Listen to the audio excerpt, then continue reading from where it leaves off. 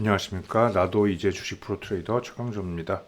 자, 오늘은 85페이지부터 진도도 나가겠습니다. 자, 2장의 10절 글로벌 시장을 읽어야 승리한다. 자, 요새는 글로벌 시장의 연계성이 상당히 높아졌죠. 사실은 투자를 할 때는요, 그 상품마다 연관성이 적어야 사실 리스크 면에서는 좀 편하죠. 그렇죠? 뭐가 오르면 다 같이 오르는 걸 함께 산다. 그 예를 들면 셀트리온 헬스케어, 셀트리온 제약을 한 번에 셋 다 산다고 치면 이게 좋은 일이 터지면 셋 다 오르면 굉장히 좋겠죠. 반면에 이게 안 좋은 일이 생겨서 뭐 큰 하락을 한다라고 하면 셋 다 빠져요. 그럼 결국은 리스크 관리 측면에서 좋지 않은 방법이다 이렇게 볼 수가 있겠죠. 자, 근데 글로벌 예전보다 자꾸 글로벌 동조화가 심해지고 있죠. 그래서 글로벌 시장이 하나로 연결되는 그런 모습을 많이 보실 수 있습니다. 자, 금융시장은 돈과 금리로부터 시작합니다라고 말씀드렸죠. 모든 금융의 출발은 결국은 이자예요, 이자. 자, 돈이 남는 사람 그리고 돈이 필요한 사람, 남는 사람은 남은 돈을 잉여 재산을 돌려서 수익을 얻고 싶어 하고요. 그리고 돈이 필요한 사람은 돈을 빌려서 수익을 창출하려고 하는 거죠. 이런 것들 때문에 이제 금융시장이라는 게 결국 생기고 형성이 되는 겁니다. 자, 우리가 이제 캐리 트레이드라는 거 말씀 들어보셨을 거예요. 캐리 트레이드, 일본은 와타나베 트레이드라고 그러고 중국은 왕서방 뭐 이렇게 얘기를 해요. 그게 뭐냐면 선진 금융에서 약간 후진 금융으로, 후진이라 그러면 좀 그렇긴 한데 우리나라도 사실 MSCI에서는 선진국 지수가 아니죠. 이머징 마켓이죠. 개발도상국. 그러니까 선진 자본이 이머징 마켓으로 들어오는 걸 우리가 캐리 자금이라고 해요. 우리가 캐리 트레이드. 그러니까 결국은 뭐냐면 잘 사는 나라는 저금리가 많아요. 못 사는 나라는 고금리가 많고. 근데 요새야 뭐 다 근데 거의 제로 금리까지 떨어지긴 했지만, 그래서 이런 것들이 저금리 국가에서 고금리 국가로 투자되는 걸 캐리 트레이드라고 합니다. 자, 그리고 금리 차이와 환차손까지 또 하는 것들을 우리가 캐리 트레이드라고 합니다. 캐리 자금이 결국은 글로벌 자금의 주력이에요. 상당히 많은 자금이 들어가고 있어요. 뭐 미국에서 돈이 들어온다고 뭐 미국 사람들이 미국 무슨 증권사에서 JP 모건에서 자기들 돈으로 하는 게 아니에요. 어차피 해외 투자하실 분 그래서 손 들어서 자금을 모집해서 글로 투자를 하는 거죠. 우리나라도 만약에 중국 차이나 펀드 이러면 우리나라가 차이나 펀드에 가입할게요 하고 가입하면 그 돈을 가지고 그 신탁 운용사가 투자를 해서 자금을 굴리는 거죠. 그런 방식으로 가는 겁니다. 자, 그래서 결국은 외국 자본도 금리, 환율에 따라서 많은 변화가 있습니다. 자, 요렇게 요 표를 보시면 이제 86페이지의 맨 위에 그림 표를 보시면 우리가 자주 보죠. 투자자별 매매 동향 이걸 많이 보는데 이런 데서 이제 자금 흐름을 많이 알 수가 있죠. 자, 함께 일단 화면에 띄우겠습니다. 이렇게 그죠? 뭐 코스피는 외인이 순매수 얼마, 기호 얼마, 뭐 이렇게 가격으로도 볼 수도 있고 수량으로도 볼 수 있죠. 이렇게 볼 수가 있습니다. 자, 요새는 또 이제 동학개미 운동을 해서 개인들이 상당히 많은 자금을 투입하고 있는 상태죠.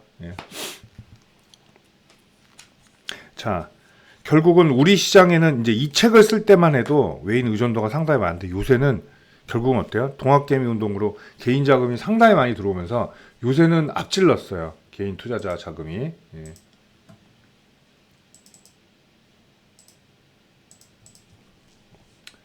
자, 그런 상태다라고 볼 수가 있습니다. 그리고 결국은 큰 손, 포션이 큰 수급원이 결국은 수급에 큰 영향을 끼치게 되죠. 그래서 동학개미 운동으로 사실 메이저 수급이 안 좋을 때도 받쳐서 올라가는 경우가 상당히 많았죠. 대한민국 증시가 12월 1월에 거의 세계에서 탑 클래스로 강했던 이유도 사실 동학개미 운동이 맞긴 해요. 그죠? 이면에는 뭐다? 투자처가 없다는 거. 그 이전에는 뭐다? 금리, 저금리 유지죠. 그죠? 코로나도 한몫했다고 볼 수 있습니다.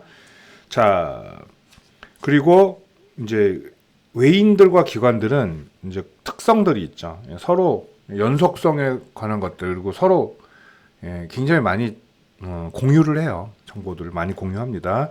개인의 단점은 커뮤니케이션이 잘 안 된다. 단합이 잘 안 된다라는 약점이 있었는데, 또 요새는 그게 있죠. 무슨 SNS상에서 무슨 공매도 반대 운동 하자 그러고 셀트리온 매수 들어오는 것도 많이 보셨을 겁니다.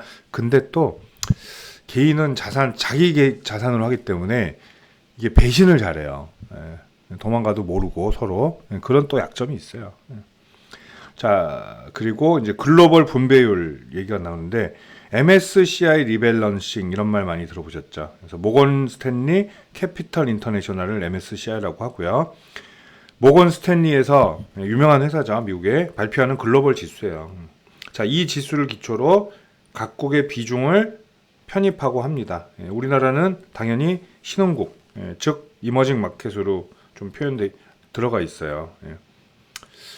자, 다른 또 지표에서는 또 선진국 지표로 들어가 있는 게 있는데, 우리나라는 저기 MSCI에서는 결국은 그거 하더라고요. 자, 세계 시총 1위 이제 87페이지. 미국에도 큰 영향을 받는다. 외인들의 수급이. 왜? 환율에도 영향을 많이 받잖아요. 그렇죠? 환차선 이런 것들도 있고, 그리고 중국 시장 작년 말부터 조금 따로 나가는 경향도 있는데, 우리가 10시 반 그리고 2시 반에 좀 민감한 반응을 보일 때가 많아요. 그게 왜냐면 중국장 시작이 10시 반이에요. 그리고 중국은 1시간 반이라는 긴 점심 휴장이 있습니다. 그게 풀리는 시간, 뭐 요런 시간에 움직이는 경향이 좀 많아요. 그래서 우리나라는 10시 반에 좀 변동성이 많다. 이렇게 볼 수가 있어요. 자, 중국장이 잘 버티면 뭐 우리도 빠지다가도 막 반등이 나오고, 우리 잘 상승하고 있었는데도 중국장이 폭락이 나오면 같이 무너지고, 이런 것들을 많이 보셨을 거예요. 근데 당연한 거죠. 왜냐면 우리나라가 무역에 있어서 중국의 의존도가 상당히 큰 나라예요. 상당히 큰 나라고, 오히려 미국과 교역률을 역전한 지가 상당히 오래됐죠. 자, 우리도 그것도 보셨을 거예요. 사드 때도 뭐 미국은 사실 우리랑 우방국이고, 중국이 뭐 적대국은 아니지만 우리나라가 미국 의존도가 있기 때문에 사드 때 사실 오바마 때였죠. 눈물을 머금고 사드 배치를 승인을 했는데 중국의 보복이 있었죠. 그렇죠? 중국도 뭐 우리나라가 꼴보기 싫어서가 아니라 결국은 미국을 견제하기 위한 그런 수단이라고 볼 수 있죠. 그러니까 보여주는 거죠. 동아시아 패권에 있어서 굉장히 중요하죠. 일본이 미국 편이기 때문에 일본과 중국은 사이가 안 좋고, 그렇기 때문에 동아시아의 중요한 교두보인 한 대한민국에 사드가 배치된다. 그러니까 중국 코앞에 미사일을 놓는 거죠. 그렇기 때문에 그런 걸 보여주는 거예요. 자, 중국을 건드리면 다 보복할 거야. 뭐 이런 걸 다 보여주는 거죠. 자, 그때 상당히 우리나라가 많은 타격도 입었어요. 그렇다고 뭐 필요한 걸 반도체를 안 사고 그런 건 아니지만, 예를 들면 뭐 엔터사들, 그죠? 엔터사들 피해 많이 받고, 한학영, 그죠? 반한영, 그래서 뭐 화장품사들, 뭐 이런 업종들도 피해를 받았고요. 또 여행 금지, 그죠? 엄청나게 많은 숫자의 중국 여행 관광객이 또 중국은 또 통제를 잘하잖아요. 공산당이 좀 그 독재 국가라 통제가 상당히 잘 되죠. 그래서 그런 걸 또 막을 수도 있고, 그래서 민감한 것들을 보여주었죠. 자, 글로벌 증시는 그만큼 우리랑 아주 밀접한 관계를 가지고 있습니다. 미국 시장은 결국 세계 시총 1위만큼, 세계 경제 1위인 만큼 세계 글로벌 증시를 리드하고 있고요. 그리고 또 아시아에서 또 우리나라랑 교역이 가장 밀접하게 엮여 있는 중국은 아시아 증시 전체적인 어떤 영향을 준단 말이죠. 미국과 중국의 무역 전쟁 2년 동안 아시아 증시는 대부분 크게 좀 하락을 했어요. 2년 동안 2018년 초반부터 2019년 말까지. 물론 아직도 무슨 무역 전쟁이 끝난 건 아니에요. 이제 또 바이든의 새 중국 정책에 대해서 나올 텐데 이런 것들도 이제 상당히 중요하게 작용이 된다라고 볼 수가 있습니다. 간단하게 말씀드리면 트럼프 전 대통령이죠. 이제 트럼프 전 대통령은 돈에 의해서 움직였죠. 중국과. 그죠? 그래서 누구랑 뭐 이런 거보다 결국은 숫자를 앞세웠어요. 중국과 이거를 안 풀어? 그래 알았어. 그럼 관세를 매기죠. 중국이 미국의 대미 수출 포션이 상당하기 때문에 중국도 큰 피해를 입었죠. 물론 미국도 피해를 입지만 중국이 입는 피해보다는 훨씬 작기 때문에 이렇게 강력한 조치를 취할 수 있었다 볼 수 있죠. 자, 그러면서 이제 뭐 중국이 뭘 사겠다 이러면 하나씩 풀어줬죠. 철저히 돈에 얽매였어요. 근데 바이든은 뼛속까지 정치인이라 트럼프는 기업인이고, 근데 바이든 같은 경우 이제 원칙 이런데 뭐 이념, 그죠? 원칙이나 이념 뭐 이런데 입각해서 중심으로 펼치기 때문에 사실 중국과 갈등이 이제 시간 문제로 된다고 저는 봐요. 왜냐하면 지금 이제 집권 초기라 정비하는 단계고 이제 곧 중국에 어떻게 되냐면 결국은 세계의 경찰 역할을 다시 할 가능성이 높죠. 트럼프는 오히려 반대였어요. 우방국도 우리가 이렇게 너희들한테 돈 써야 돼? 올려줘. 국방비 올려줘. 이런 식이었지만 바이든은 벌써 처음부터 그 얘기하죠.